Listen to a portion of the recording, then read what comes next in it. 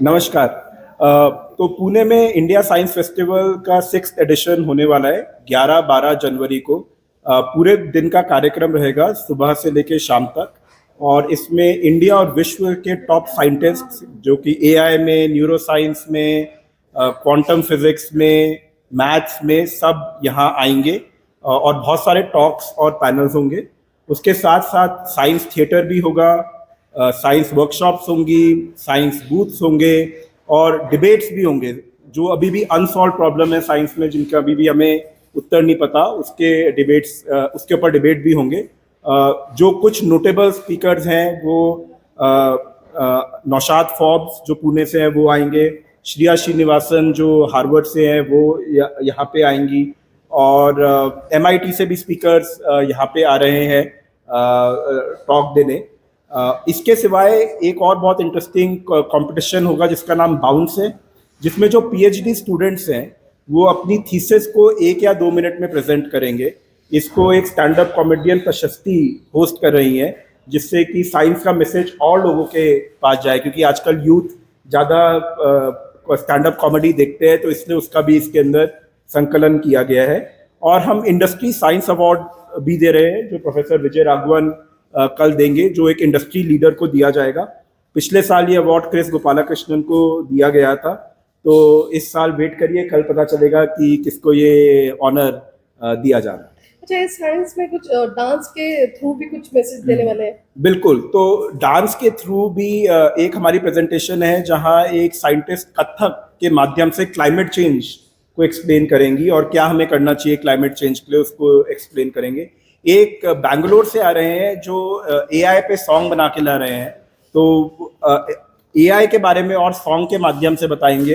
तो इस प्रकार के कई सारे एलिमेंट्स इसमें सॉन्ग्स एंड डांस के साथ जोड़े गए हैं, थिएटर के साथ जोड़े गए हैं। स्वतंत्रता थिएटर के साथ एक प्ले हो रहा है, जिसके अंदर 2 वुमेन साइंटिस्ट की कहानी पे ये प्ले आधारित है, कि कैसे उन्होंने साइंस करी और कैसे उन्होंने उसके बाद कई मुश्किलों को झेलते हुए अपनी साइंस करी और फाइनली उन्होंने अवार्ड जीता।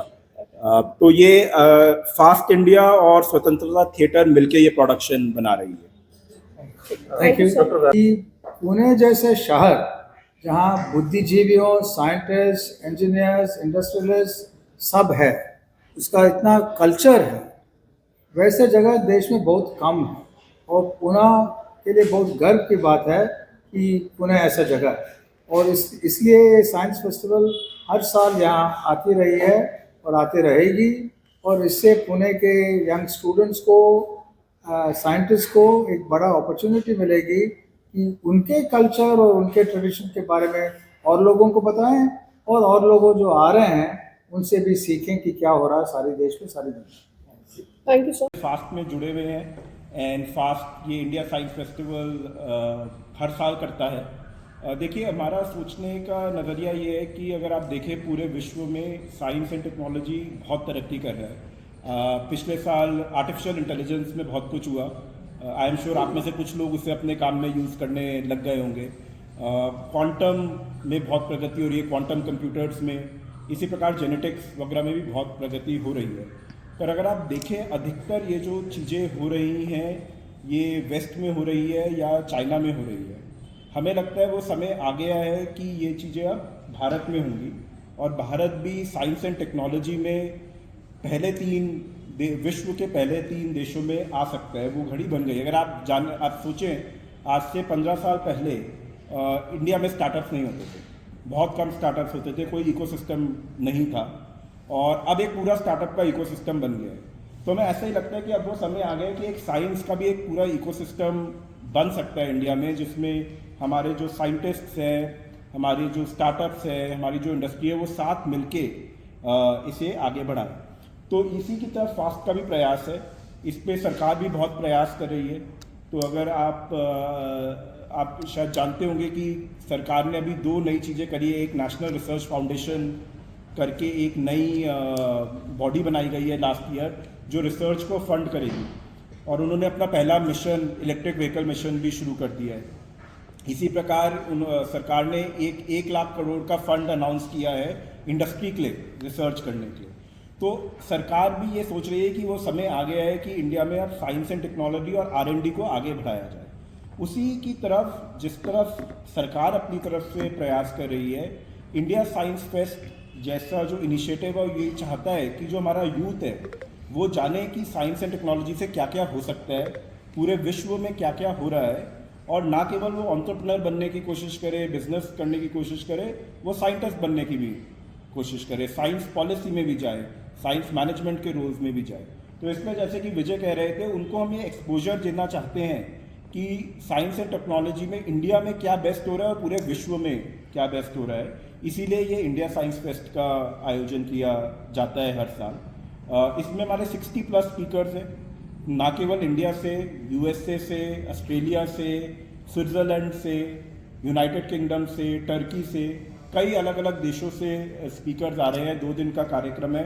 आपको जो हमने एक किट शेयर किया है, इसमें इसका पूरा स्केड्यूल है कि इसमें क्या क्या हो रहा है, क्या क्या होगा। तो कई सारी टॉक्स होंगी, पैनल्स होंगे, उसके सिवाय कई सारे डेमोन्स्ट्रेशन होंगे। जैसे कि एक न्यूरो साइंस का स्टॉल है जिसके अंदर बच्चे देख सकते हैं कि उनके यहाँ कलाई से सिग्नल लेंगे और अगर वो सोचेंगे कि मुझे अपना हाथ मूव करना है तो एक रोबोटिक हाथ अपने आप मूव करेगा, जिससे उनकी क्यूरियोसिटी रेज हो कि ये भी हो सकता है, कि इसका यूज़ क्या है, कि अगर किसी का हाथ कट जाए तो आप यहाँ के सिग्नल से पकड़ के एक हाथ, प्रोस्थेटिक हाथ लगा सकते हैं। तो इस तरह का एक्सपोजर देना चाहते हैं। इसी प्रकार एक और बूथ है जिसके अंदर एंड्स, जो चींटियाँ होती है, उनका बिहेवियर वो स्टडी कर सकते हैं कि चींटियों को डिफरेंट मोटिवेशंस दे तो वो किस तरह बिहेव करती हैं। एक और जो डेमोन्स्ट्रेशन है उसके अंदर ड्रोन्स का डेमोन्स्ट्रेशन है कि अगर कोई आपातकालीन सिचुएशन आ जाए, फ्लड आ जाए, तो ड्रोन्स के यूज से कैसे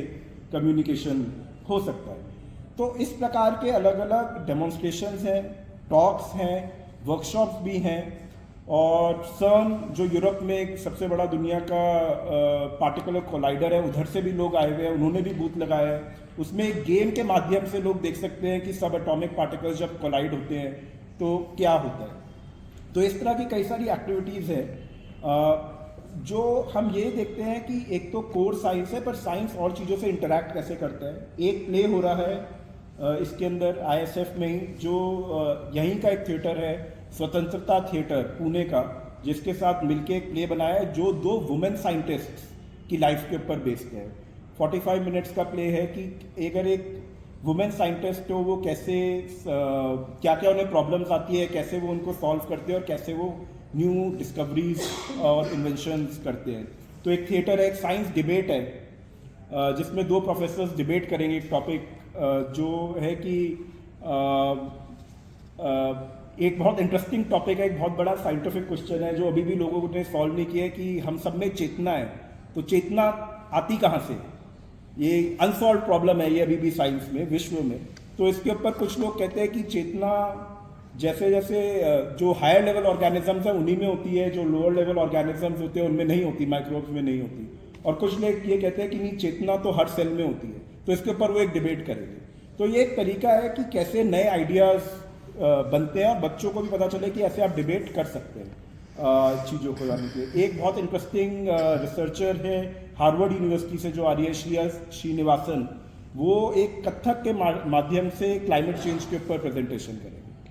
तो साइंस ऐसा होता है कि जैसे ही हम साइंस के बारे में हमारा यूथ सोचता है, उनको लगता है ये कोई बहुत बोरिंग चीज़ है जो एक बंदा कोई एक लैब में बैठ के बड़ी दाढ़ी वाला करता है। पर हम उन्हें बताना चाहते हैं कि साइंस एक बहुत इंटरेस्टिंग चीज़ है और उसके बहुत तरीके से एक्सप्रेशंस होते हैं, डांस से भी एक्सप्रेशन होता है। एक और व्यक्ति हैं जो बैंगलोर से आ रहे हैं, जो एक आर्टिफिशियल इंटेलिजेंस को के ऊपर सॉन्ग बना के ला रहे हैं एंड पूरा बैंड के साथ आ रहे हैं, तो वो पेश करेंगे। तो ये सब डिफरेंट एक्टिविटीज़ हैं जो हमारे जितने भी, हम पिछले साल जब हमने पुणे में किया था तो 20,000 लोगों ने अटेंड किया था, स्कूल से भी, कॉलेजेस से, पेरेंट्स से। इस साल हमें लगता है 30,000 लोग आएंगे और हम उनको ये सब एक्सपीरियंस देना चाहते हैं। इसी के साथ जब ये एक मेला है, साइंस का मेला है, क्योंकि साइंस को इंटरेस्टिंग बनाने का एक वो है जिससे और बच्चे साइंस की तरफ जागरूक हों। इसी के साथ हमने इंडस्ट्री को भी इन्वॉल्व किया है। कल हम दूसरी बार इंडस्ट्री साइंस लीडर अवार्ड देंगे, जो एक पुणे की पर्सनालिटी को हम देने वाले हैं। Professor Vijay Raghavan and Naushad Forbes वो अवार्ड देंगे हमारी पॉलिसी राउंड टेबल एक आज सुबह हुई जिसमें विजय राघवन और आनंद देश पांडे ने उसे प्रिसाइड किया, और हमारी 2 और round tables next week Delhi में भी हो रही है जो पॉलिसी इश्यूज को डिस्कस करेंगी कि सरकार और क्या साइंस के लिए कर सकती है। तो इस तरह का हमारा कार्यक्रम है जिसमें टॉक्स हैं, प्रेजेंटेशंस हैं, पर और कई माध्यम से साइंस को दर्शाया जा रहा है, प्लेस के थ्रू, डांस के थ्रू, सॉन्ग्स के थ्रू एंड सो ऑन। तो हम जैसे कि प्रोफेसर कह रहे थे कि हमें लगता है अगर ये हर साल होगा तो एक साइंस के अराउंड एक नया कल्चर देश में बनेगा। जैसे लिटरेचर फेस्टिवल होते हैं, आर्ट फेस्टिवल होते हैं, कॉमिकॉन होता है, ऐसे ही साइंस की तरफ लोगों का इंटरेस्ट और ज़्यादा बढ़ेगा। एब्सोल्युटली नहीं, और ये तो आपके शहर में हो रहा है हर साल। पुणे में अगर देखें इतने बढ़िया यूनिवर्सिटीज़ हैं, कॉलेजेस हैं, नेशनल लैब्स हैं, मेजर इंडस्ट्रीज़ हैं। तो अगर आप देखें सिंगापुर जिस तरह है उस तरह पुणे भी है, जितना कैपेबिलिटी है साइंस और टेक्नोलॉजी एक जगह पर। और साथ में हमारे यंग स्टूडेंट्स को ऐसे साइंस फेस्टिवल साथ में ले आए और उनको एक्सपोज करें ये सब पॉसिबिलिटीज़ के लिए, तो दुनिया हमारे हाथ में है। तो इसके लिए टारगेट ऑडियंस क्या है? स्कूल, कॉलेजेस, स्टूडेंट्स या तो primary target audience young adults हैं, मतलब कि 10वीं क्लास का बच्चा और अबव, और कॉलेज के बच्चे। पर ऐसी भी कुछ एक्टिविटीज़ है जो छोटे बच्चों के लिए है, पर primary audience is young adults.